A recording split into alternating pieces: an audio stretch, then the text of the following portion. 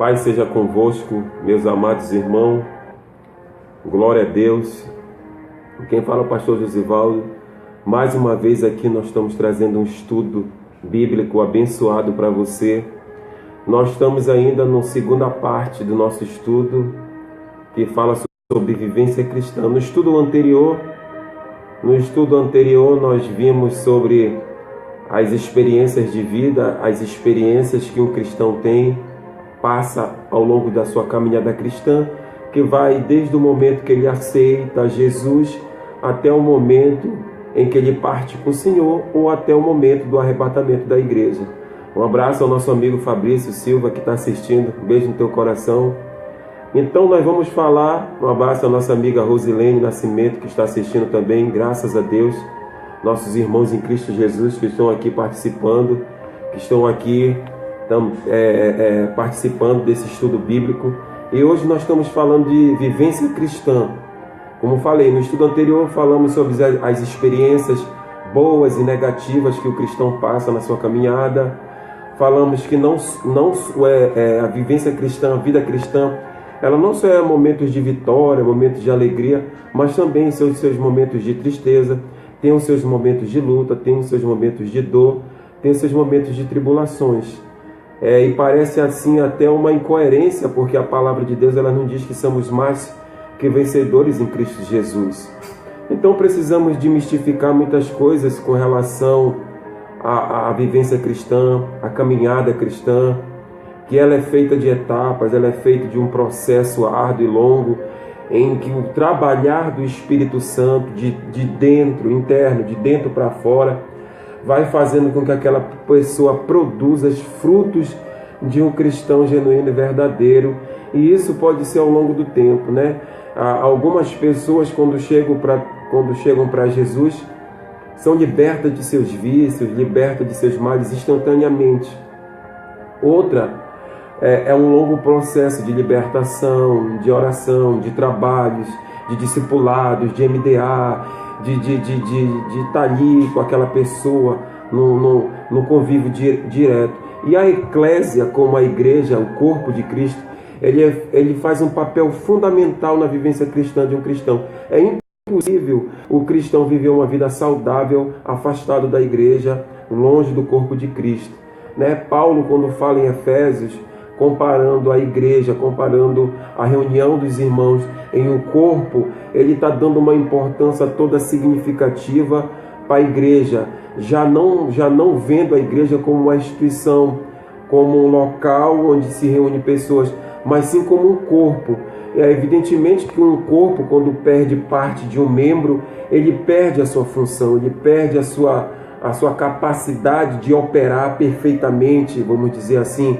É interessante falar nesse aspecto, porque quando você vê que Cristo é o cabeça do corpo e nós somos os membros, quando você perde um braço, você perde aquela função do braço. Então você ainda vai sobreviver, né? Você vai sobreviver sem um braço, mas você não vai ter mais como fazer aquela função que você desempenhava. O que Paulo estava querendo dizer é que nós todos, dentro do corpo de Cristo, dentro dessa vida cristã, nós somos importantíssimos, somos peças fundamentais desse tabuleiro de Deus ao longo da nossa caminhada. Então é de suma e vital importância que nós como cristãos venhamos entender e saber que cada um tem um papel específico determinado por Deus para exercer a sua função no corpo de Cristo. Ninguém é inferior ou é incapaz do que os outros. Deus deu a cada um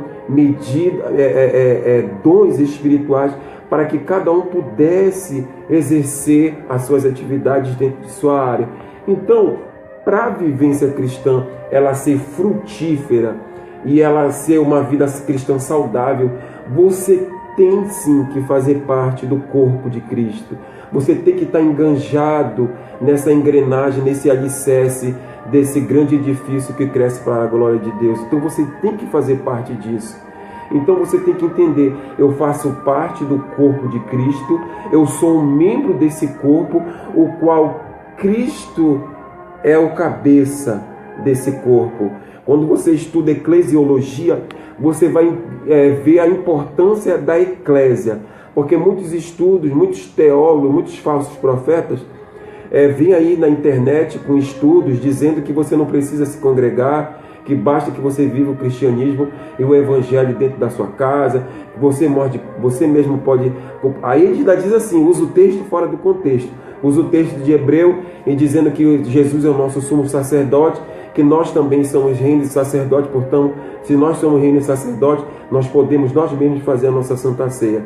E quando nós olhamos para a história da igreja, principalmente a igreja de Atos dos Apóstolos, a igreja primitiva, você vê que não é nada disso que fala. A igreja, sim, era uma instituição, era uma reunião de pessoas no corpo de Cristo, existia, tanto é que lá em Atos dos Apóstolos, você vê a primeira vez que se chama ali os cooperadores, chamado de diáconos. Estevão foi um dos primeiros diáconos.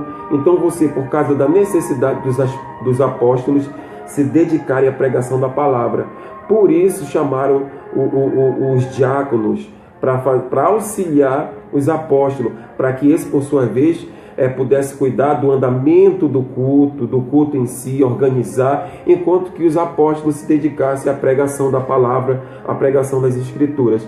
Então você vai ver que é um organismo todo que foi formado como sendo a igreja, como sendo o corpo de Cristo.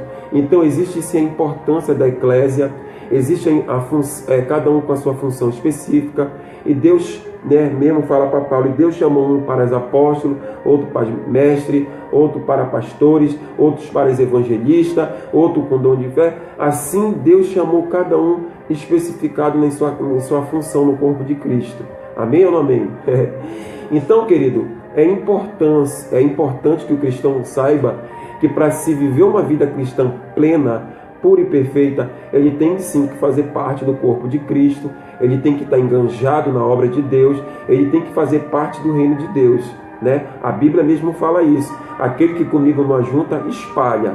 Então, não queira espalhar o corpo de Cristo, faça parte de um corpo de Cristo, para que você venha ter uma vida cristã saudável ao longo da sua caminhada. Falamos também no estudo passado sobre as experiências do novo convertido, a graça que é derramada sobre a vida dele, o seu caminhar. E é lógico, evidentemente, que nós precisamos o quê? Nós precisamos crescer na fé. A palavra de Deus diz nos evangelhos que Jesus crescia na graça e no conhecimento. Na graça diante dos homens e no conhecimento diante de Deus, né? Então você vê que é um crescimento que tem que ter o conhecimento, mas tem que ter a unção, tem que ter o Espírito Santo, tem que ter a graça, né? A graça diante das pessoas, ou seja, as pessoas têm que ver em você o favor de Deus, a graça de Deus, a abundância de Deus, a vida com Deus, para que você possa frutificar no reino de Deus, para que você possa produzir frutos no reino de Deus, e buscar esses dons do Espírito Santo, buscar os frutos do Espírito Santo. E isso você vai conseguir ao longo da tua caminhada. É preciso que você faça parte do corpo, que você faça parte da escola bíblica. Por quê? Porque a escola bíblica você vai adquirir o conhecimento de Deus. Você vai adquirir ali todo um preparo para você conhecer a sua religião, para você conhecer um pouco mais, se aprofundar um pouco mais nas bases do que é o cristianismo, né? Para que você até mesmo não seja fique para sempre como uma criança sendo levado por todo o vento de doutrina. Qualquer pessoa que fala alguma coisa, você sai. Então você tem que estar centrado, alicerçado na rocha, tendo a sua igreja como a sua base, tendo os ensinamentos da escola bíblica, né, dos cursos que são oferecidos ali, dos congressos, dos seminários, para que você possa ter uma vida cristã saudável no corpo de Cristo, né? Eu vejo o que eu vejo nos outros dias, a pessoa aceita Jesus, mas ela ainda não tem Cristo como seu senhorio. Então ela vai quando ela quer, ela não participa da escola bíblica, e aí ela vive uma vida cristã infrutífera, né? Vive na meninice espiritual, é aquela pessoa que se ofende com tudo. Se o pastor não der a paz, ela quer se desviar. Ou seja, falta a maturidade espiritual e a experiência de vida com Cristo Jesus. E tanto é que quando Paulo fala para Timóteo sobre aqueles que querem alcançar o episcopado, que querem alcançar uma obra e querem fazer parte do corpo de Cristo e serem líder, ele diz, olha, que o obreiro ele seja aprovado diante de Deus, mas que ele não seja neófito. O que é neófito? É aquele convertido novo da fé, que ainda não viveu, não teve ainda experiência. E Paulo também fala da aprovado, que o obreiro e a obreira, né, aquele que aspira e almeja estar ali na frente, ele tem que ser provado. E uma vez provado, ele tem que ser aprovado por Deus, né? Então isso tudo é um processo que você vai passar e que você tem que estar inserido dentro do corpo de Cristo, dentro do corpo de Cristo. Isso é a vivência cristã diária, né? É possível que uma pessoa passe 10 anos sem estar convertida? Com certeza é possível. É possível. Nós podemos ver alguns tipos de cristão. Nós podemos ver o cristão carnal, o cristão espiritual, né, o menino, né, aquele que ainda é menino, que ainda não amadureceu, aquele crente já mais maduro, né? Então são vários tipos de cristão. E Deus, ele desejamos uma fé abalizada, uma fé ali equilibrada nas nossas emoções, mas que tem uma base boa, né? Um conhecimento bom, adquirindo ao longo do tempo e ao longo da tua caminhada. E isso são experiências que você vai adquirir ao longo do tempo. É inevitável que venham as frustrações, é inevitável que, diante da perspectiva cristã, você acaba no seu anseio de alcançar Cristo, colocando muitas das vezes a tua confiança no homem. Aí que é o erro. Eu acho um erro muito grande quando você coloca a sua vida cristã na perspectiva humana. E aí você passa a olhar para Cristo, olhar para Deus no crivo da religião. Aí você cai no erro, que é aquele erro da frustração, naquele erro do desânimo, naquele erro das decepções. Por quê? Porque você não está olhando para Deus, nem para Cristo, com o crivo da palavra, do cânon, né? E nem do Espírito Santo. Você começa a criar expectativas humanas. Você começa a confiar em pessoas, essas pessoas te traem. Aí você já acha que Deus te traiu, que Deus fez isso. Não, nós não podemos ser assim. E isso você só vai poder adquirir ao longo do tempo, ao longo das suas experiências com Deus. Mas eu quero te dizer que em tudo isso você tem que permanecer firme, permanecer com a tua fé em Cristo, olhando sempre para Deus, tendo vista que nós seres humanos nós somos falhos, nós temos a nossa limitação.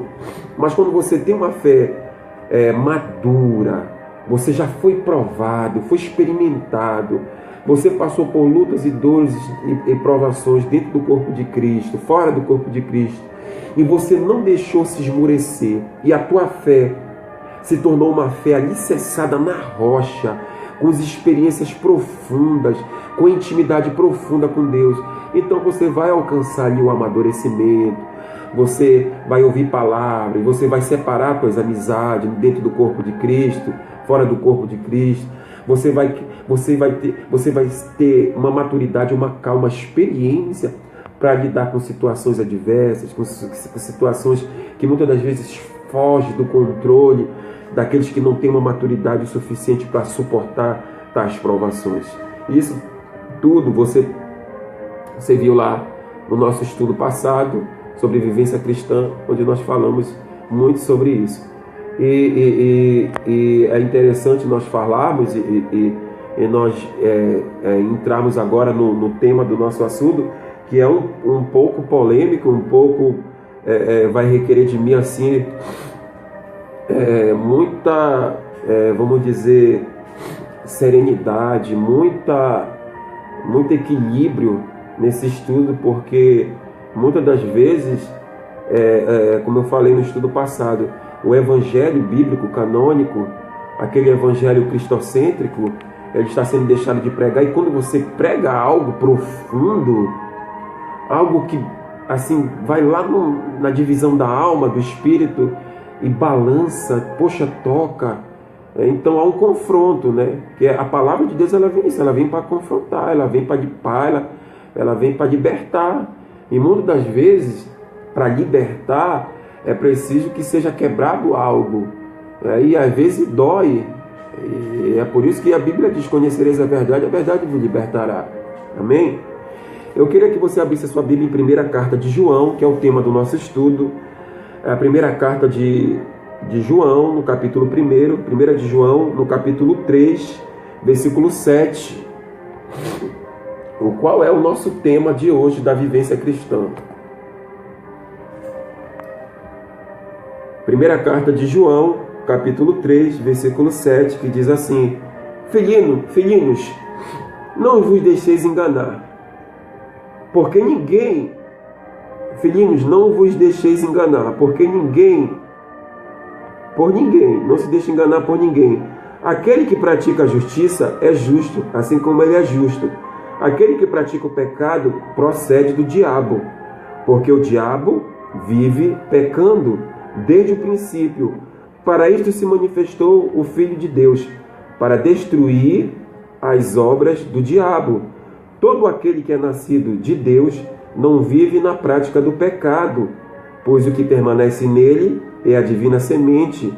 Ora, esse não pode viver pecando, porque é nascido de Deus. Nisto são manifestos os filhos de Deus e os filhos do diabo. Todo aquele que não pratica a justiça não procede de Deus, nem aquele que não ama a seu irmão. Olha só, que coisa, né? Então, você vê, versículo 9 ele diz: todo aquele que é nascido de Deus não vive na prática do pecado, pois o que permanece nele é a divina semente. Ora, esse não pode viver pecando, porque é nascido de Deus. Nisso são manifestos os filhos de Deus e os filhos do diabo. Todo aquele que não pratica a justiça não procede de Deus, nem aquele que não ama a seu irmão. Forte, né? Mas é a pura verdade. Então, queridos, estou um pouco gripado, peço até perdão.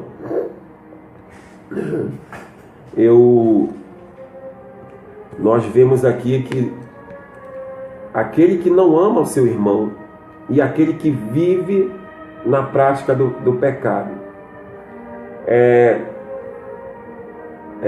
necessário a gente entender como uma pessoa consegue se colocar nessa condição. A Bíblia é clara e enfática: existem os filhos de Deus e os filhos do diabo. A Bíblia fala que aquele que é nascido de Deus, ele não vive mais na prática do pecado. Isso é forte, isso não é pregado. Você não vê mais isso sendo pregado. E uma das características fundamentais na vivência cristã é o amor. O amor que você tem por Deus, primeiramente, e pelo teu próximo. E a maneira como você expressa esse amor. Nós nos enganamos. Você viu a pessoa no púlpito falando em línguas estranhas, pulando, orando, milagre caindo, fogo caindo. Isso não é uma característica de um cristão, de um filho de Deus. Mas a Bíblia nos mostra que o caráter cristão, a vida cristã dessa pessoa, ela é caracterizada pelo amor que ela tem por Deus, pela obra e pelos seus irmãos, pelo seu próximo, aquele que está ali próximo. E como ele trata e como ele retribui essa vida cristã. E isso, eu fui fazer esse estudo cristão e esse estudo bíblico, e eu me confrontei comigo mesmo em muitos aspectos. Muitos aspectos. E é isso, a palavra é confronto. E quantas vezes eu não pedi perdão para Deus, porque muitas das vezes eu ia com a razão, deixava aquele amor de lado, deixava aquela coisa de lado, que é aquele amor cristão, porque nós sabemos que nos últimos dias o amor se esfriarão de muitas pessoas, e seria essas características dos últimos tempos que ia caracterizar como a violência, como a preparação para o anticristo no mundo, é a frieza espiritual, a frieza de amor. E isso não é só lá no mundo, isso é dentro do corpo de Cristo. É normal você ver irmão que não fala com outro irmão. É normal Você vê irmão que passa de quilômetro de distância do outro porque não quer falar, porque não fala com o irmão. E a Bíblia mesmo fala isso. Essas pessoas estão se colocando dentro de um contexto de se tornarem filhos do diabo. Porque aquele que é iluminado com a boa semente, com o evangelho, com a essência, ele tem que ter um coração amoroso. Você sabia que o cristão que tem o Espírito Santo, para ele está proibido, é proibido, eu digo, isso aqui é uma colocação minha, você está proibido de negar o perdão para qualquer tipo de pessoa que seja, querido. Porque nós que somos cristãos, nós que fazemos parte, nós não temos nós não temos o porquê reter o perdão para as pessoas que nos fizeram mal. Não. A nossa obrigação se a pessoa chegou até você para lhe pedir perdão, nós temos a obrigação de perdoar essa pessoa. É uma obrigação do cristão. Isso demonstra o nosso caráter cristão e demonstra que nós estamos ligados em Cristo Jesus. Então, quando você vê um irmão na igreja que não fala com o outro, você provavelmente está vendo ali alguém que não está frutificando no corpo de Cristo como cristão, não está dando bom testemunho cristão e não serve para fazer a obra de Deus. Não serve para fazer a obra de Deus. Então, nós não podemos reter o perdão para quem quer que seja. E aqui vai sobre a prática do pecado. A palavra pecado, nós vemos que a pecado ele é a transgressão da lei, a transgressão da palavra. Obviamente que se você olhar para esse texto que nós acabamos de ler, e você vai dizer assim, eu não obedeço a palavra ao pé da letra, eu sou filho do diabo. Aí entra o sangue de Jesus e a obra da justificação. A obra da justificação. Para que você não se enquadre como filho do diabo, como sendo uma pessoa que está em rebelião contra a palavra, contra a verdade, a palavra mesmo de Deus diz que você tem que fazer parte, que você tem que receber aquele que tirou a dívida, o escrito, a dívida, a conta que era prejudicial, que era contra nós, Cristo encravou na cruz do Calvário, se fazendo maldito por nós. Então toda a dívida do pecado, toda a condenação, toda essa condenação, Cristo, ele retirou de nós na cruz do Calvário. Quando você recebe Yeshua HaMashiach, quando você recebe o Mashiach, quando você recebe Jesus, você está pagando diante de Deus, eu vou colocar assim, você está pagando essa dívida que você tinha, que era prejudicial contra você. Ou seja, Deus, ele pagou um alto preço para mim, para você, para que nós sejamos redimidos de nossos pecados na cruz do Calvário.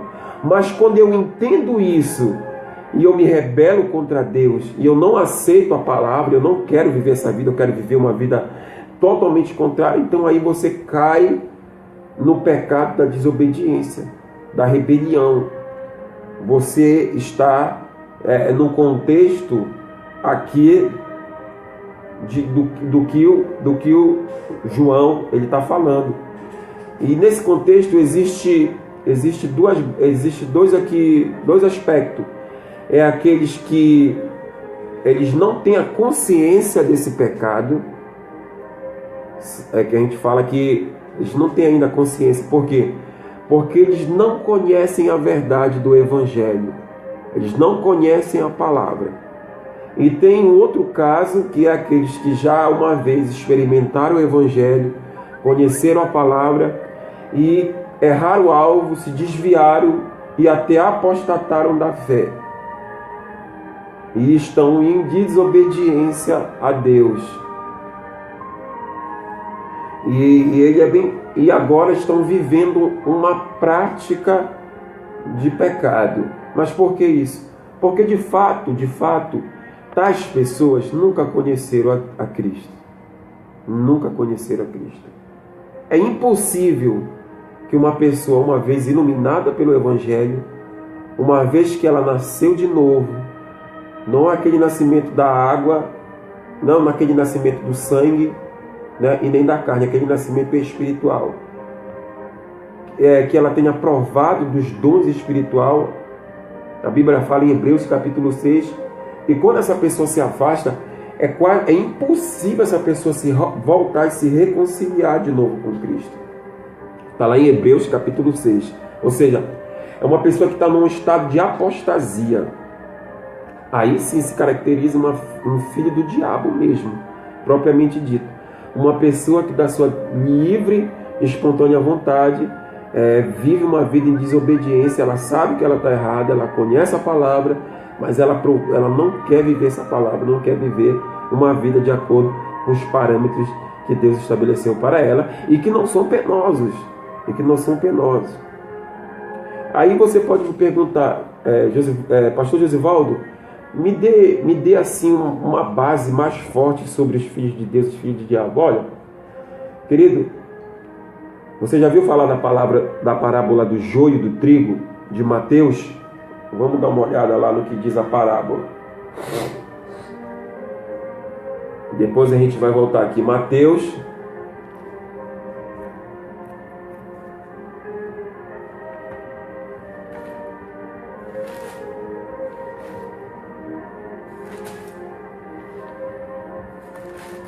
Vamos lá, procurar aqui a palavra do joio.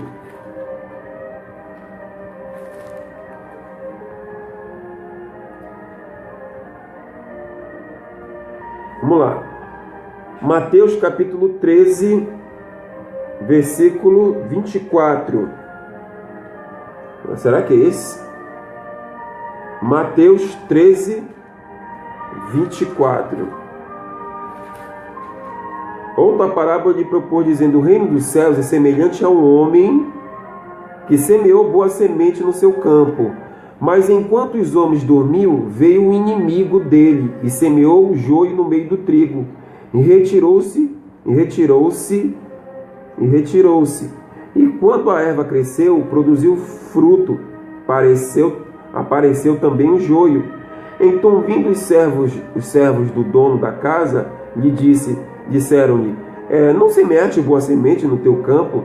De onde vem, pois, o joio? Ele, porém, lhe respondeu: um inimigo fez isso. Mas os servos lhe perguntaram: queres que vamos e arranquemos o joio?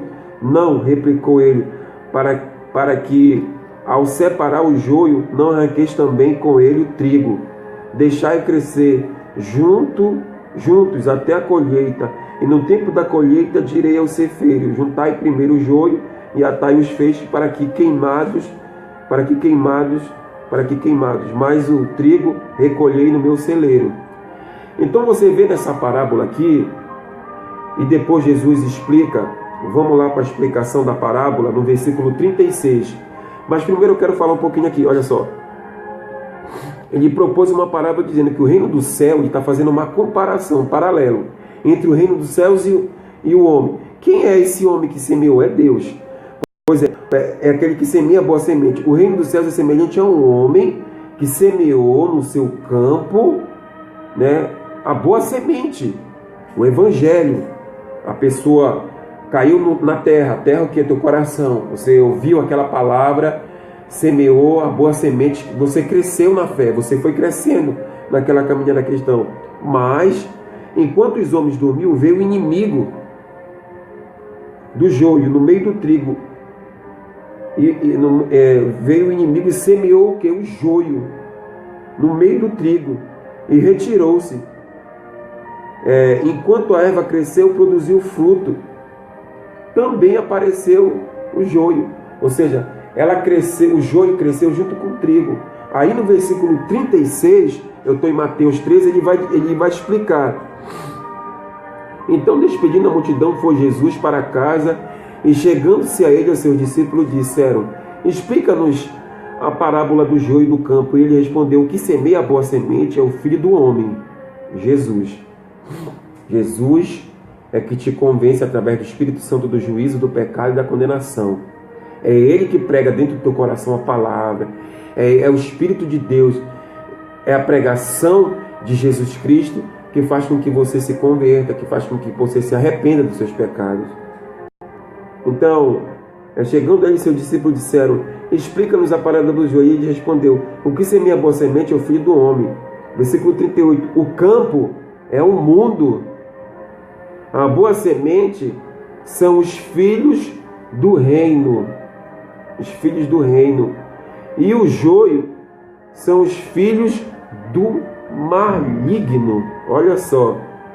O campo é o mundo. A boa semente são os filhos do reino, os filhos de Deus, aqueles que não nasceram nem do sangue nem da carne, mas nasceram da vontade de Deus, nasceram espiritualmente, se arrependeram dos seus pecados. Amém? Os filhos dos...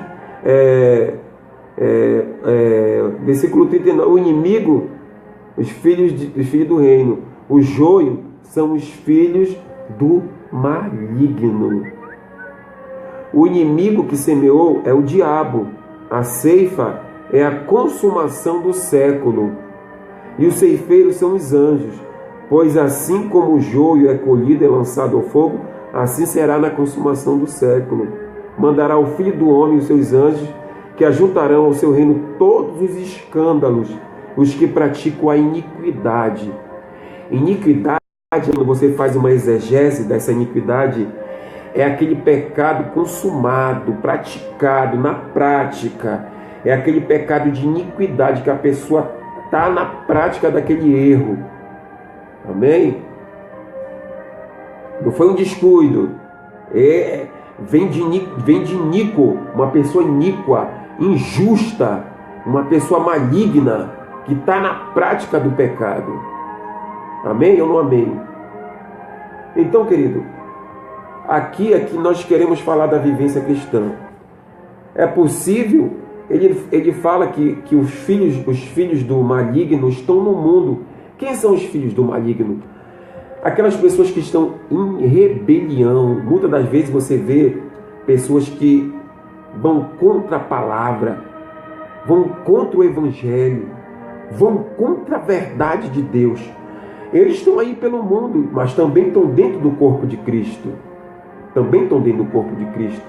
São aquelas pessoas que, por isso que lá no Evangelho, quando Jesus e João Batista, porque Batista veio anunciar o caminho, ele veio preparar o caminho, ele começa a dizer: a raça de víboras, quem vos ensinou a fugir da ira vindoura, produzir frutos dignos de arrependimento. Quando você vê essa palavra arrependimento da Bíblia para conversão, é metanoia. É um processo profundo e intenso de um arrependimento de uma pessoa que cansou do estilo de vida que vivia, se arrependeu amargamente, profundamente dessa vida que vivia e que agora no seu anseio quer ter uma vida nova com Cristo. E esse processo ele vai ser absorvido de acordo com a intensidade do arrependimento dessa pessoa. Porque muitas pessoas vão para o evangelho por emoção, porque a namorada chamou ele, porque o namoradinho chamou ele, porque é o orgulho do pai, o pai é pastor, aí ele também quer seguir, aí ele vai, aceita Jesus. Não, o evangelho é diferente de todas as outras religiões. Nas outras religiões existentes, você vê que se herda, a religião se herda do pai e da mãe. Ou seja, a criança não tem opção. Ela vai ali sendo aprendendo naquilo.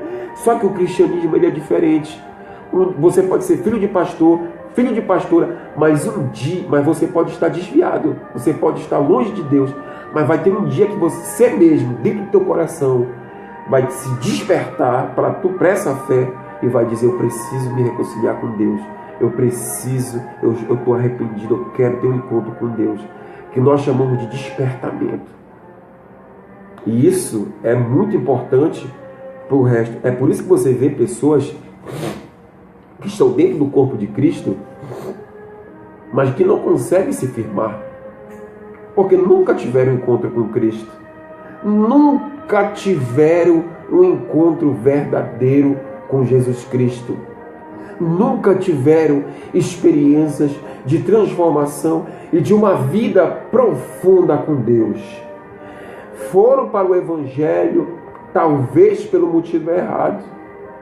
E não porque tiveram arrependimento, porque realmente queriam ter uma vida com Deus, uma vida de mudança, de transformação.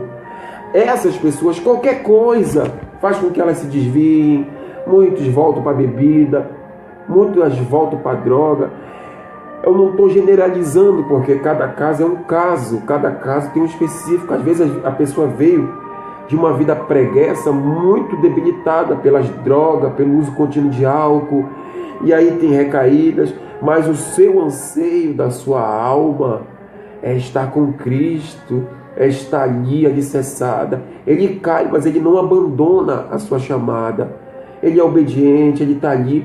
É uma fraqueza física que requer dele um tratamento, muitas das vezes médico, com remédios, com antidepressivo, né? Remédios para tirar a ansiedade, acompanhamento psicológico, com psiquiatra. São casos diferentes. Mas também há casos de pessoas assim, eu estava vendo testemunho, que mesmo vindo do mundo de droga, de bebida, de vícios terríveis, tiveram uma intensa entrega e foram automaticamente, instantaneamente livres do álcool, da bebida, da droga. Isso significa graça, o favor imerecido. Aí é que entra o que eu quero falar também, que é por isso que a igreja, a eclésia, é importante para esse crescimento espiritual. Porque Deus, ele liberta uma pessoa instantaneamente, pode.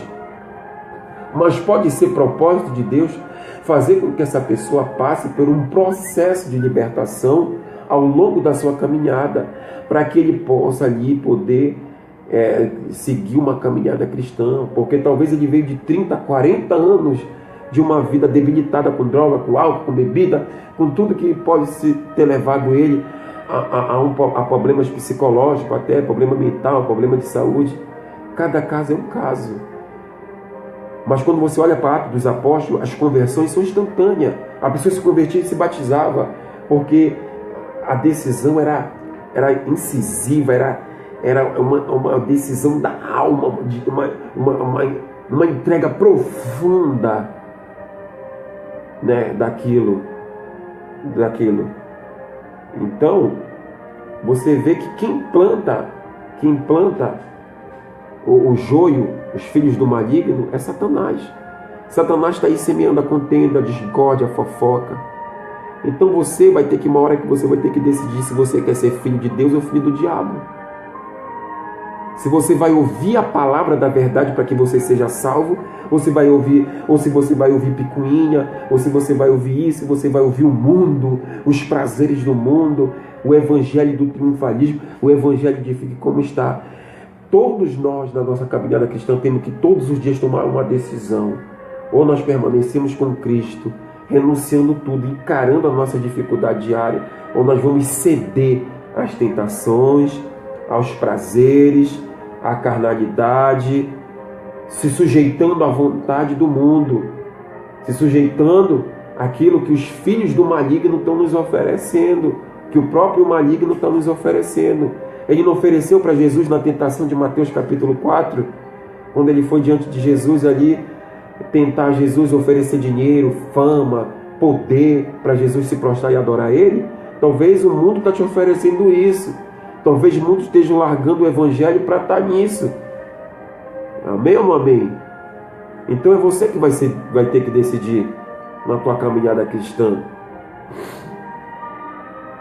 Então, nós temos que se colocar como filho de Deus. E isso é um processo de nascer de novo. É um processo de experiência profunda e intensa com Cristo. Eu digo isso. Talvez a prática, como nós lemos no nosso versículo anterior, nós não podemos viver na prática do pecado, estando dentro do corpo de Cristo e vivendo uma prática de pecado. Todo final de semana a gente cai naquele pecado. Todo final de semana.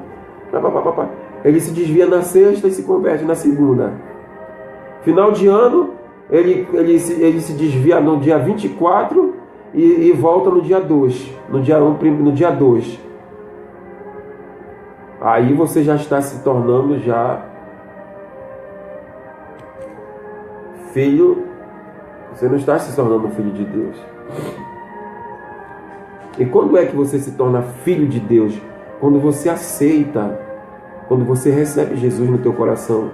João capítulo 1, versículo 12, ele fala isso, querido. Né? Ele fala isso, João 1, 12, ele diz assim: mas a todos quantos o receberam, Jesus o recebeu, deu-lhes o poder de serem feitos filhos de Deus, a saber, aos que creem no seu nome, os quais não nasceram do sangue, nem da vontade da carne, e nem da vontade do homem, mas da vontade de Deus. Aí você pula para João 3, Nicodemos perguntando como é nascer de novo. Não é aquele que nasce da vontade de Deus, é aquela pessoa que teve um processo de regeneração espiritual. Ele nasceu de novo. Ou seja, ele mudou 360 graus, ele mudou a caminhada dele. Ele retrocedeu do caminho que ele estava fazendo. Ele saiu daquele caminho, daquela condição e retrocedeu. E agora ele está diante de Deus como uma nova criatura de Deus. Ele nasceu de novo. Como é que eu entendo que uma pessoa nasce de novo? Pelas suas características, pelas suas atitudes, pelo seu comportamento no corpo de Cristo, pelos seus frutos. A Bíblia diz em Mateus capítulo 7 que nós conheceremos a árvore pelos seus frutos. Eu não vou julgar a árvore pelo meu fruto, eu conheço a árvore pelos meus frutos. Mateus capítulo 7. É bem verdade que nós sabemos que nem todo aquele que diz Senhor, Senhor entrará no reino do céu, mas aqueles que fazem a vontade do Pai. Um abraço a Sônia, que está assistindo a nossa transmissão, graças a Deus. Então, querido, esse é o processo que nós temos que ter. Primeiro, para sermos considerados filhos de Deus, nós precisamos passar pelo metanoia, o arrependimento profundo das nossas obras más. Entender que quando nós estamos em rebeldia, nós estamos do lado do inimigo, nós estamos em rebelião contra Deus, nós estamos fazendo tudo aquilo que desagrada a Deus. E a Bíblia diz que imundo jaz o maligno. João 10:10. Ele veio para roubar, matar e destruir. E quando nós não estamos em Cristo, quando nós não estamos inseridos no contexto de servo de Deus, nós somos presas fáceis para Satanás. E muitas das vezes nos colocamos como filho do inimigo, filho do cão, para fazer as obras da carne, para propagar muitas das vezes coisas que vão de encontro à verdade, de encontro à palavra de Deus. E eu estava procurando um versículo que alguém pode chegar e me perguntar: Pastor Josivaldo, eu fumo, eu bebo, eu me prostituo, eu saio com uma menina aqui, eu fico com outra aqui, eu não gosto mesmo desse negócio de crente, eu sou considerado filho do diabo. Dentro desse contexto, se você sabe que Deus é a palavra, você sabe que Jesus é o caminho, a verdade e a vida, você está se colocando em rebelião, você está se colocando nessa condição.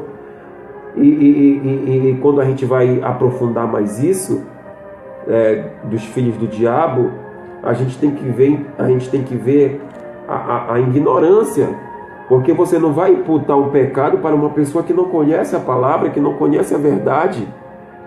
É bem da verdade que a Bíblia diz em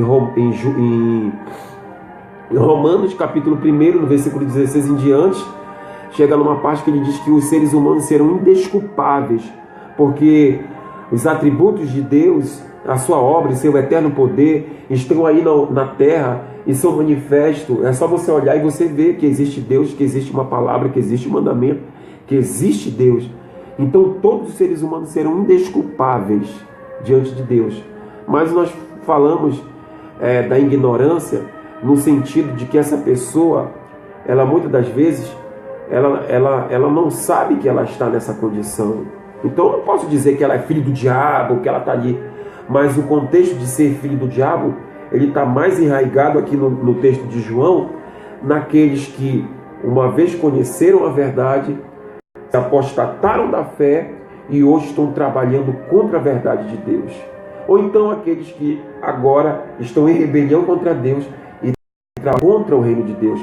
Como? Criando leis contra a palavra de Deus, falando mal de pastor, falando mal da Bíblia, falando mal de Jesus, falando mal da palavra, negando a obra do Espírito Santo, blasfemando contra o Espírito Santo. Então esses são os filhos do diabo, que estão sendo usados para criar leis, para criar em oposição ao reino de Deus. Eles são isso. Você procura meus vídeos, você procura pecado para a morte, que você vai ver a característica dessas pessoas, porque elas estão inseridas nesse pecado de morte, o qual João mesmo fala que não ore por essas pessoas. Ele também não diz para tu orar, ele diz assim, que existe pecado para a morte. Essas pessoas estão no pecado de morte, porque elas conheceram a verdade, fizeram parte disso, hoje elas estão trabalhando contra a verdade, contra o Espírito Santo. O Espírito quer agir aqui, mas elas estão trabalhando em oposição, certo? Então, você vê que os filhos do maligno, eles existem, né? E você vai ver agora Jesus, certo? Você vai ver agora aqui no Evangelho de João, capítulo 8. O capítulo 8 é um capítulo de oposição dos fariseus e dos saduceus contra Jesus. No versículo 12 em diante, do 21 em diante, Jesus começa a defender a sua autoridade. E você vai ver que a religião começou a se colocar contra Jesus. Eles começaram a opor. Então tudo aquilo, querido, todos aquelas pessoas que são contra Jesus, contra a Bíblia, contra o Espírito Santo, contra a obra de Deus, são filhos do diabo. São filhos do diabo. São filhos do diabo. E quando os servos de Deus, ou seja, quando o maligno semeia no meio do trigo, no meio dos servos de Deus, semeia o joio, e os servos de Deus acreditam e começam a se alicerçar com os filhos do maligno, eles aí começam a fazer parte desses, como filhos do maligno também. Eles se tornam filhos do maligno, porque aí eles passam a se rebelar contra a palavra e ficam fazendo oposição à palavra. Por isso, querido, eu dou um conselho: não se junta com um grupinho na igreja para fazer rebelião contra pastor, contra membro de igreja. Não faça isso não, querido. Você está em pecado gravíssimo se você fizer isso contra Deus. Se você não concorda com o teu pastor, queria pedir a carta, eu queria sair, eu queria me congregar numa igreja mais perto de casa, eu queria me congregar, sai numa boa, debaixo da bênção, mas não fica te opondo, não fica em rebelião não, porque aí você começa a dar o que? Ouvir o joio, ouvir o que o maligno está plantando no reino de Deus, como eu disse na parábola do joio. E aí você sai do contexto de filho de Deus e entra nesse contexto aí. É por isso que lá em Provérbios capítulo 6, que ele disse: 6 coisas o Senhor aborrece, e a 7ª sua alma abomina: olhos altivos, língua mentirosa, pés que corre para o mal, e testemunha falsa, e irmão que semeia contenda contra irmão. É abominável para Deus. Amém? João capítulo 8, você vê um versículo todinho. Jesus começa a defender a sua autoridade, eles se opondo, né? Nos versículos anteriores, tu faz milagre por Satanás, tu faz milagre pelo poder de Belzebu, tu faz milagre, tu é ladrão, tu é publicano, tu é beberrão. Todo tempo em oposição à obra de Deus, todo tempo em oposição ao Espírito Santo, todo tempo se opondo a Jesus Cristo. Esses são os filhos do diabo. E quando o apóstolo João escreveu esse versículo, desses que vivem nessa prática do pecado, quando João escreveu essa carta no primeiro século, ele estava enfrentando o gnosticismo, ele estava enfrentando um grupo de pessoas que saiu de dentro do meio do corpo de Cristo, certo? E estava espalhando uma heresia dentro da igreja, dizendo que Jesus, ele era divino, que ele não era humano, que ele não ressuscitou, que ele não tinha um corpo de carne. Isso estava causando uma divisão na igreja, e fora outras heresias sensual. Tanto é que Judas, meio irmão de Jesus, escreve uma carta com as características desses falsos irmãos: parede esbranquiçada, nuvens sem água, ou seja, só forma, mas por dentro não tem nada, são secos, sem Espírito Santo. Esses que promovem divisões sensuais dentro do corpo de Cristo, porque não tem o Espírito, detesta até a roupa contaminada dessas pessoas. Pode ler Judas, todinho, que você vai ver a característica. E ainda diz assim: se Deus não poupou anjos, antes precipitando o abismo de densas trevas, tampouco não fará com aqueles, né, que estão ali em desobediência com Deus. Então você vai ver que é sério. E os filhos do malignos, nós temos que sair dessa condição. Nós temos que sair dessa oposição contra o reino, contra a palavra, contra o evangelho, contra a Bíblia, contra aquilo que se chama Deus. Porque quando você vai estudar sobre a vinda do anticristo, o anticristo, ele se opõe, como diz lá em Tessalonicenses, ele se opõe e se levanta contra tudo aquilo que é objeto de Deus, que é de Deus. E aí João fala que esse é o espírito do anticristo, aqueles que não confessam Jesus Cristo vindo em carne, que não confessam as obras de Cristo, que não confessam Jesus como seu Salvador, que não querem o Evangelho, que não querem a palavra, que estão em rebelião contra Deus, que já até mesmo já participaram do corpo de Cristo, estão em rebelião. Os fariseus eram assim, os saduceus eram assim. E muitos apóstatas, na época do apóstolo Paulo, no ano 90 da era cristã, quando ele escreveu a primeira carta de João, ele enfrentou muito o gnosticismo, enfrentou muito esses falsos irmãos, uma briga terrível para ele continuar com a palavra, com a essência do Evangelho. E você vê aqui João capítulo 8, um abraço a meu irmão Urbano, Cristo Jesus, um abraço, meu irmão, Deus abençoe. Então você vê aqui, olha só, vamos ler essa oposição contra o Espírito Santo, contra a palavra. João 8, 21, diz assim: de outra feita lhes falou, dizendo: vou retirar-me, Jesus falando, e vós vão me procurar, mas perecereis no vosso pecado. Para onde eu vou não podeis ir. Então diziam os judeus: terá ele ocaso a intenção de suicidar-se? Porque diz: para onde eu vou não podeis ir. E prosseguiu: vós sois cá de baixo, eu sou lá de cima. Vós sois deste mundo, e eu deste mundo não sou.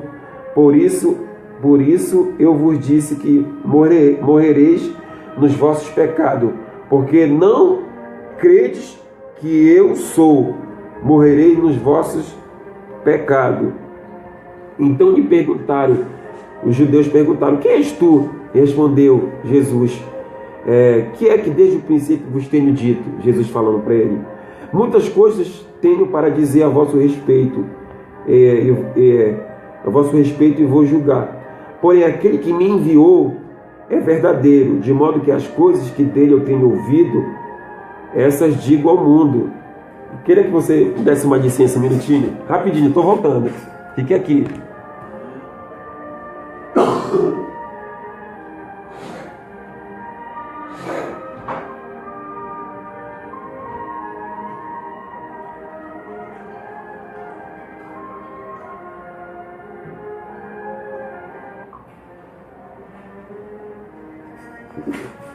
Pega uma água aqui que ninguém é de ferro.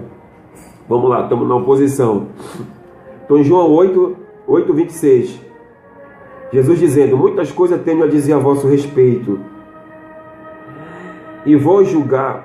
Porém aquele que me enviou é verdadeiro, de modo que as coisas que dele tenho ouvido, essas digo ao mundo. Eles, porém, não atinaram que lhes falava do Pai, que era de Deus que lhe falava. Disse-lhes, pois, Jesus: quando levantardes o Filho do Homem, então sabereis que eu sou, e que nada faço por mim mesmo, mas falo como o Pai que me ensinou. Aquele que me enviou está comigo, não me deixou só, porque eu faço sempre o que lhe agrada. Ditas essas coisas, muitos creram nele. Ou seja, muitas pessoas passaram a crer. Aí que era a inveja, a revolta. Porque Jesus pregava e as pessoas se convertiam. Aí, ditas essas coisas, muitos creram nele. Versículo 31. Disse, pois, Jesus aos judeus que haviam crido nele: se vos permanecerdes na minha palavra, sois verdadeiramente meus discípulos. Aí 32 ele diz: conhecereis a verdade e a verdade vos libertará. Ou seja, para você ser um cristão, para você ser um seguidor de Cristo, você tem que permanecer na palavra de Cristo. Você tem que permanecer na palavra de Cristo. Responderam-lhe. Aí eles não gostaram. Não gostaram e tipo assim, estavam dizendo: olha, nós somos descendência de Abraão, nós não somos escravos nem temos pecado. Eles começaram a se opor à palavra da verdade. No caso, eles estavam se opondo aqui à verdade. Eles estavam se opondo à verdade, ao Espírito Santo, à palavra. Aí respondeu. 33. Respondeu-lhe: somos descendência de Abraão e jamais fomos escravos de alguém. Como dizes tu, seremos livres, sereis livres? Replicou Jesus: em verdade vos digo que todo que comete pecado é escravo do pecado. O que isso diz? Eles se consideravam que eles não tinham pecado, que eles eram justos, porque eles eram filhos de Abraão. É tipo assim: não, eu sou cristão porque eu me batizei. Eu sou cristão porque eu aceitei Jesus. Não, querido. Não. Todo que tem pecado é escravo do pecado. Você tem que ser lavado e remido. Você tem que estar justificado dos teus pecados. Amém? Em comunhão com Cristo. Em verdade vos digo que todo que comete pecado é escravo do pecado. O escravo não fica sempre na casa do filho. E sim o escravo não fica sempre na casa. Agora o filho sim, para sempre. O que ele estava dizendo? Se você for filho, justificado, santificado, você tem herança no testamento e você vai ficar com o Pai para todo sempre. Agora, se você começar a viver a prática do pecado, se você começar a se tornar filho do diabo, pecando, enganando e sendo enganado, você não ficará com o Pai. Você não vai para a eternidade. Era isso que Jesus estava querendo dizer para eles. Versículo 37. O escravo ficará para sempre com o Pai. Se pois o Filho vos libertar, olha o que ele está dizendo. Se pois o Filho vos libertar, verdadeiramente sereis livres. O que ele está trazendo para ele a salvação daqueles que estavam ali e se opondo a ele, né? Se o Filho do Homem vos libertar, verdadeiramente vocês serão livres. Versículo 37. Bem sei, aí Jesus diz para ele: eu sei que vocês são descendência de Abraão, contudo procurai me matar, porque a minha palavra, agora que é o chave ali. Olha só como é os filhos do diabo. Olha só, preste atenção. Contudo procurais matar-me, porque a minha palavra não está em vós. Olha que Cristo fala. Ou seja, a palavra que Cristo estava pronunciando não estava no coração deles. Não estava neles. Eles estavam ouvindo, mas não estavam recebendo. Estavam murmurando, estavam questionando, estavam debatendo a palavra. Olha só, preste atenção. A minha palavra não está em vós. Aí versículo 38. Eu falo das coisas que vi junto do meu Pai. Vós, porém, fazeis o que viste em vosso pai. Então lhe respondeu: nosso pai é Abraão. Mas disse-lhe Jesus: sois filhos de Abraão, praticai as obras de Abraão. Mas agora procurai matar a mim, que vos tenho falado a verdade, que ouvi de Deus. Assim não procedeu Abraão, porque Abraão ouviu a voz de Deus e seguiu. Assim como Jesus estava falando aquilo que ouviu de Deus. Aí ele diz assim no versículo 41. Vós fazeis as obras do vosso Pai. Cristo falando. Vós fazeis as obras do vosso Pai. Disseram-lhe eles: nós somos bastardos? Temos um Pai que é Deus. Olha só. Ele estava dizendo que eles não eram bastardos, que eles tinham um Pai que é Deus. Mas replicou Jesus. Se Deus, olha, Jesus começa a desmascarar. Se Deus fosse, de fato, vosso Pai, certamente, meu querido, me haveis de me amar, porque eu vim de Deus e aqui estou, pois não vim de mim mesmo, mas Ele me enviou. Sabe que Jesus estava falando? Se vocês fossem de Deus, vocês me amariam, porque o que eu falo vem de Deus. A palavra é de Deus. Então todo aquele ser humano na face da terra que ouve a palavra de Deus, ouve os ensinamentos de Deus, mas trabalha contra essa palavra, ele não é filho de Deus. Ele se coloca numa condição de filho do diabo. Irmão, é duro, né? Mas por quê? Porque ele não está dando crédito nas palavras de Deus. Assim é a religião, a igreja que não vive as palavras de Jesus, que não tem na sua doutrina as palavras de Jesus, que não obedece os mandamentos de Jesus. Se permanecerdes nas minhas palavras, sois verdadeiramente meu discípulo. Aí você vai ver religiões cristãs fazendo tudo que vai de contra a palavra de Cristo. Vamos continuar. Eu vou repetir o 42.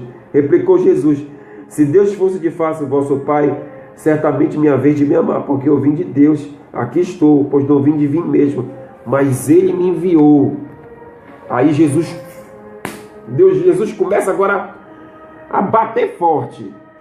Uma das pregações mais duras que eu já vi de Jesus. Qual é a razão? Aí Jesus engrossa a voz, engrossa o coro, vai para cima mesmo, começa. Qual é a razão? Porque não me compreendeis a minha linguagem? É porque vocês são incapazes de ouvir a minha palavra, de reter. Essa palavra aqui no original, ouvir, é reter, assimilar, entendimento. Ou seja, eles é porque são incapazes de ouvir a minha palavra. Aí versículo 44, Jesus bate de vez. Vós sois do diabo. Olha só, eu estou em João 8,44. Vós sois do diabo, que é o vosso pai, e quereis satisfazer-lhes os desejos. Ele foi homicida desde o princípio, e jamais se firmou na verdade, porque ele não há verdade. Quando ele profere mentira, fala do que lhe é próprio, porque é mentiroso e pai da mentira. Meu Deus! Olha a parábola do joio. A filiação deles aqui, Jesus está dizendo que eles são filho do diabo. Filho do diabo, opositores da verdade, opositores da palavra. Todo mundo, o sistema mundo, com suas filosofias, com suas crenças, com seus dogmas, com as suas ideologias, que é contrária a Jesus e a sua palavra, estão na condição de filho do diabo, de opositores, de anticristo.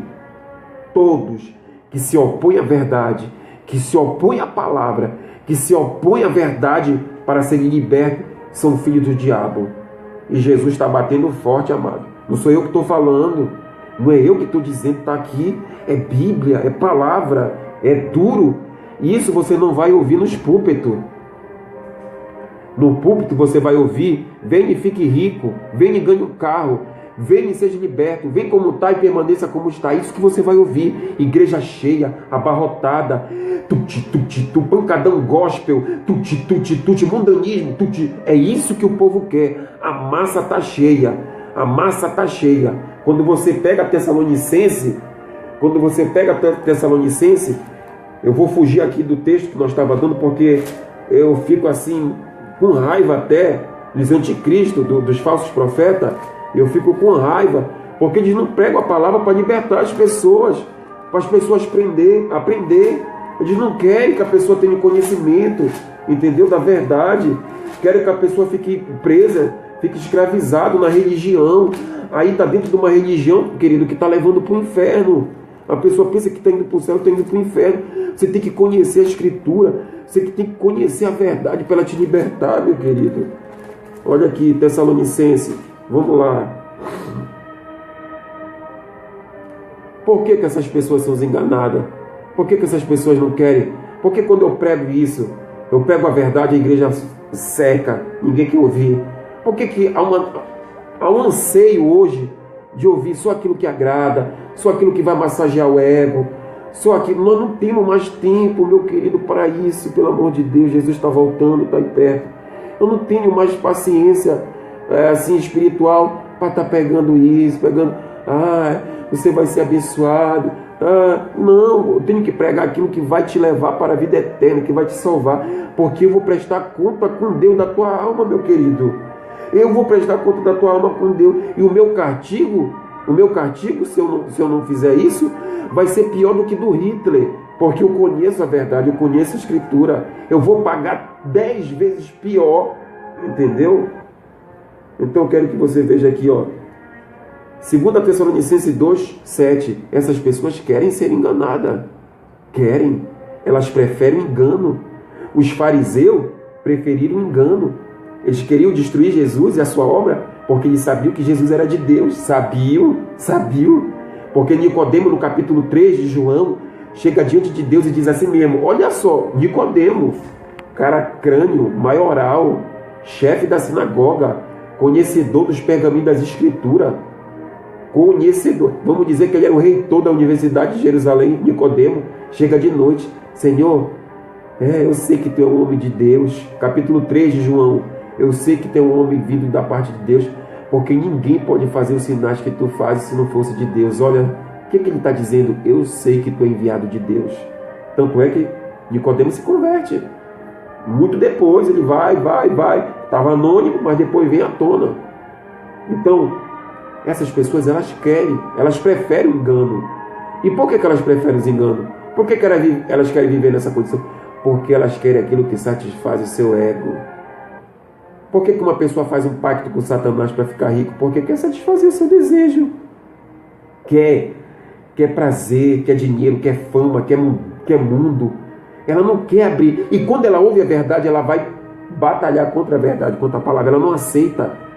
É por isso que você vê aí esses artistas contra a palavra, esses programas, emissoras, políticos, Jean Willis e outros aí. São anticristos, querido. São filhos do diabo, que se opõem à verdade. Aquela outra que rasgou a Bíblia. São opositores, querido. São opositores de Cristo. Agora eu quero ver, e pior que essas pessoas, elas preferem a mentira. Preferem o engodo. Preferem porque não querem ouvir a verdade. Eu provo. 2 Tessalonicenses, capítulo 2, versículo 7 em diante. Diz assim: com efeito, o ministério da iniquidade já opera, e aguarda somente que seja afastado aquele que agora o detém. Então será de fato revelado o iníquo, a quem o Senhor Jesus matará com um sopro de sua boca, e destruirá pela manifestação da sua vinda. Aí vai falando do anticristo. Ora, o aparecimento do iníquo é segundo a eficácia de Satanás, com todo o poder, sinais, prodígios da mentira. Tem muitas igrejas aí com sinais e prodígios da mentira, propagando o evangelho mentiroso, mas estão fazendo cura, milagre, e a pessoa vai lá e acredita. Amém? Versículo 10. Com todo engano da injustiça, aos que perecem, porque não acolheram o amor da verdade para serem salvos. É por esse motivo, pois, que Deus lhe manda a operação do erro, para darem crédito à mentira, a fim de serem todos julgados. Meu Deus! Foi assim que os fariseus foram julgados por Deus, vão ser julgados por Deus, vão ser condenados por Deus. A operação do erro é permitida por Deus. Deus permite que essas pessoas sejam enganadas. Sabe por quê, querido? Porque elas não querem ouvir o amor da verdade para serem salvos. Não querem. como diz aqui. Vou voltar lá para João. Entendeu? Então essa é a verdade. Então, querido, está aqui o capítulo coisa. Ele diz: vós sois do diabo, que é o vosso pai, e quereis satisfazer os desejos. Ele foi homicida desde o princípio, jamais se firmou na verdade, porque ele não há verdade. Eu estou em João 8,44. Quando ele profere mentira, fala que o dia é próprio, porque é mentiroso e pai da mentira. Mas porque eu vos digo a verdade, não me credes. Quem dentre vós me convence do pecado se vos digo a verdade? Por que razão vocês não me credem? Vocês não acreditam em mim? Versículo 47. Quem é de Deus, ouve a palavra de Deus. Por isso, vocês não me dão ouvidos, porque não sois de Deus. Responderam os judeus: olha só, por isso vocês não são de Deus. Sabe por que as pessoas não ouvem o Evangelho? Sabe por que as pessoas não querem Jesus? Não querem a palavra? Porque elas não são de Deus, querido. Elas não são de Deus. Elas não são de Deus. Aí eu quero ver se eu acho aqui um versículo que eu não sei se eu vou achar, que está em Atos dos Apóstolos. Atos dos Apóstolos, no capítulo 26. E eu vou acabar de falar aqui que os deuses desse século, 2 Coríntios 4,4. 2 Coríntios 4,4 diz que os deuses desse século cegaram o entendimento dos incrédulos, para que não lhe resplandeça a luz do Evangelho, o qual é a imagem de Deus na terra. O que é o Deus desse século? É tudo aquilo que ocupa o lugar de Deus. Dinheiro, fama, homem, mulher, tudo aquilo que ocupa o lugar de Deus, que você ama em demasia, que você ama mais do que Deus. A droga, o álcool, a bebida, o sexo, entendeu? Tudo isso é considerado na teologia como um Deus. Amém? Se você ama mais isso do que a Deus, você está nessa condição. E por que as pessoas não querem essa verdade para serem libertas? Porque elas querem viver no seu estilo de vida e pronto. E como nós somos o sal e a luz desse mundo, e a luz incomoda as trevas porque nós pregamos a verdade, e quando você prega a verdade vai de encontro ao pecado que eles estão vivendo, eles sentem a vergonha, aí eles se levantam contra você. Jesus pregava com autoridade, desmascarava os fariseus. Jesus desmascarava os falsos profetas. E por isso ele encontrou uma trama e oposição contra ele.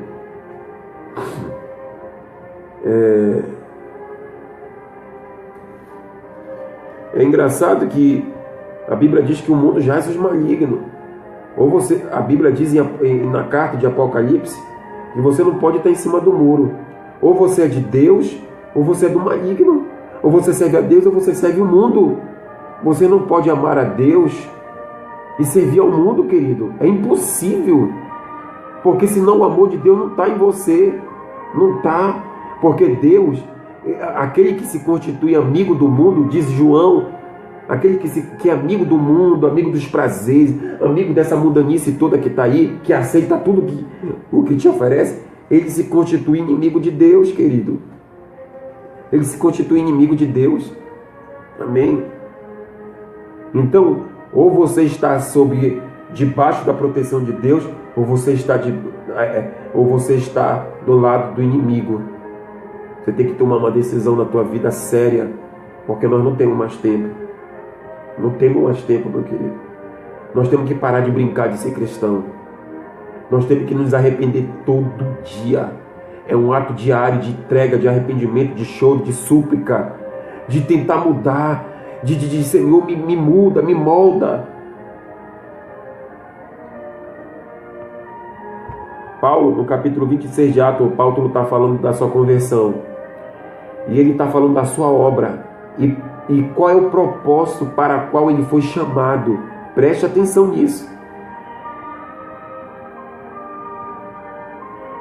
Atos dos Apóstolos, capítulo 26, versículo 13. Ao meio-dia, Paulo falando para o rei, acho que é o rei Agripa.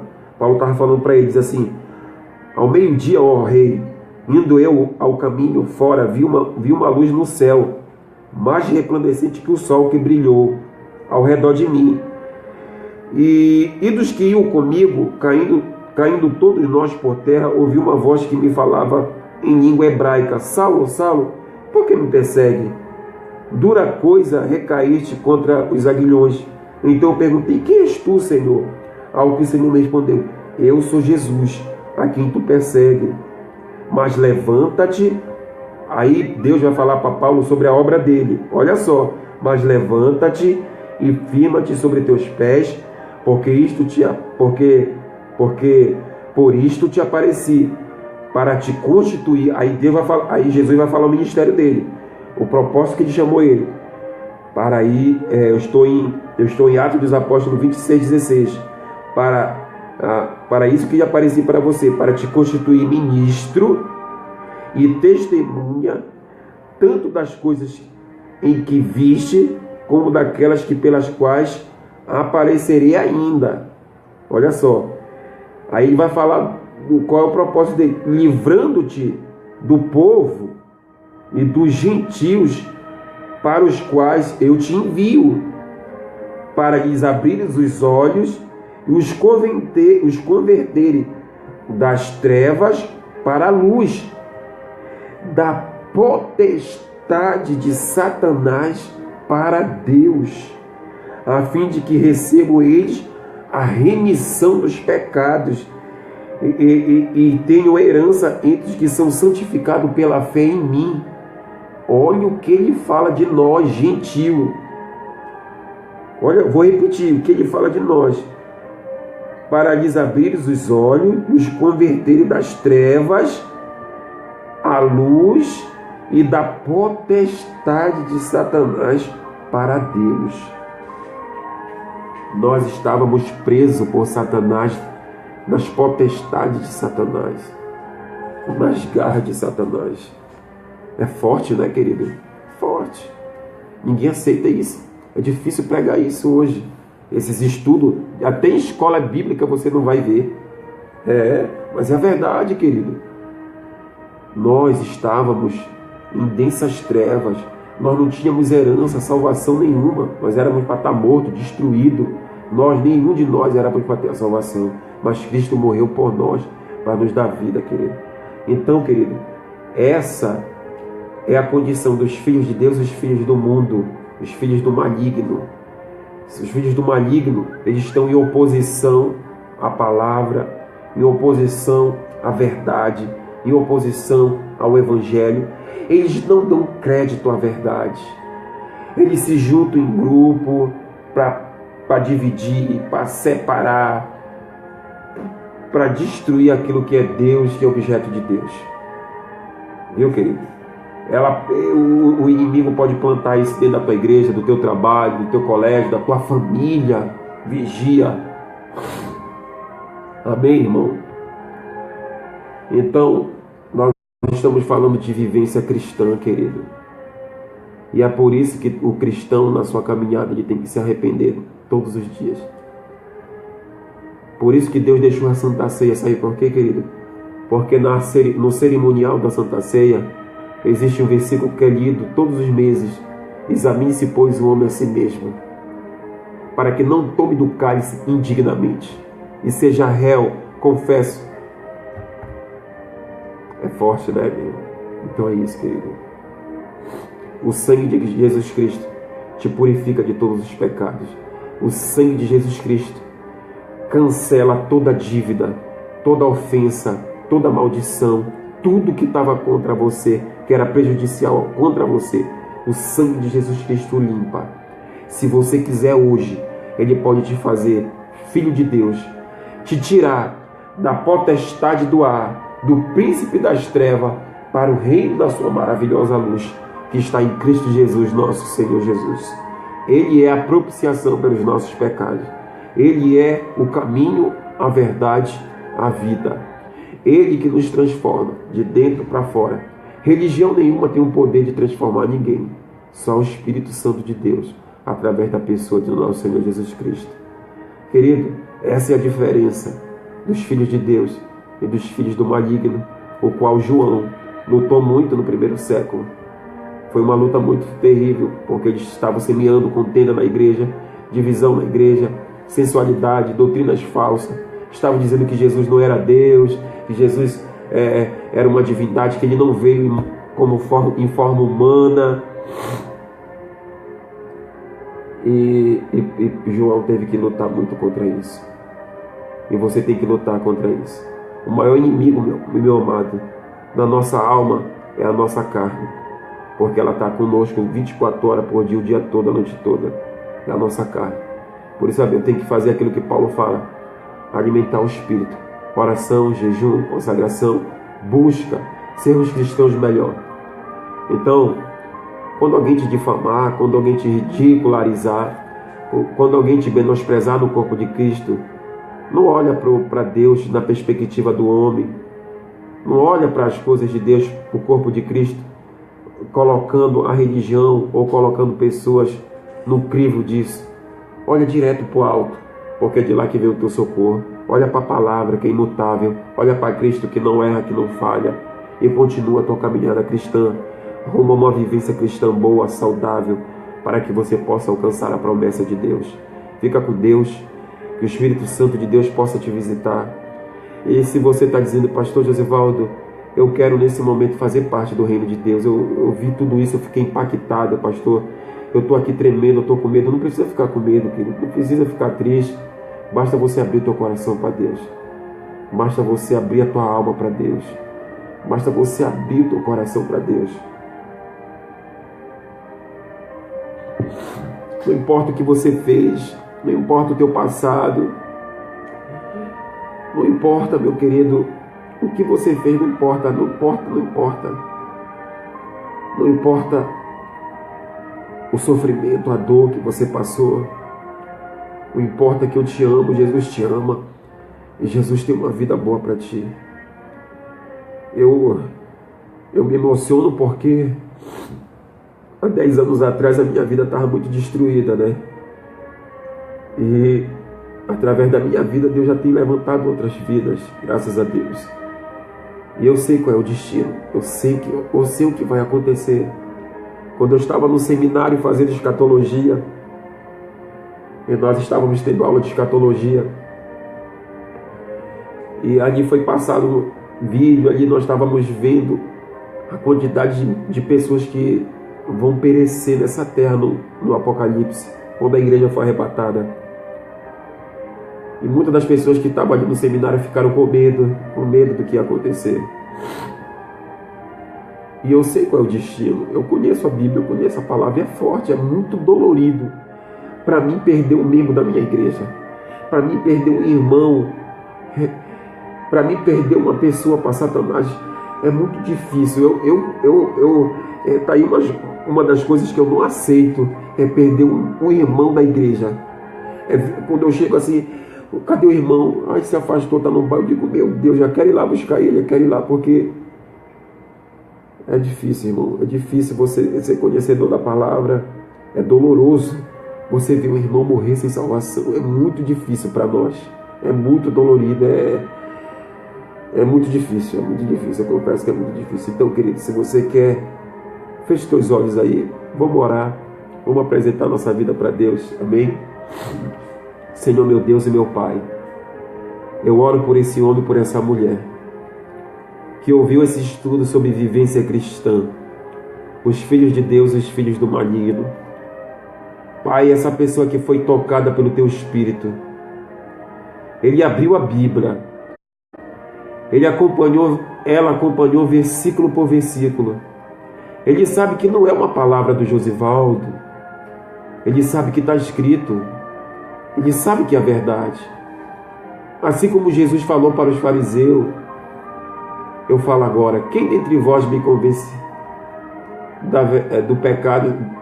Do contrário, se eu vos falar a verdade. Senhor, toca no coração dessa pessoa.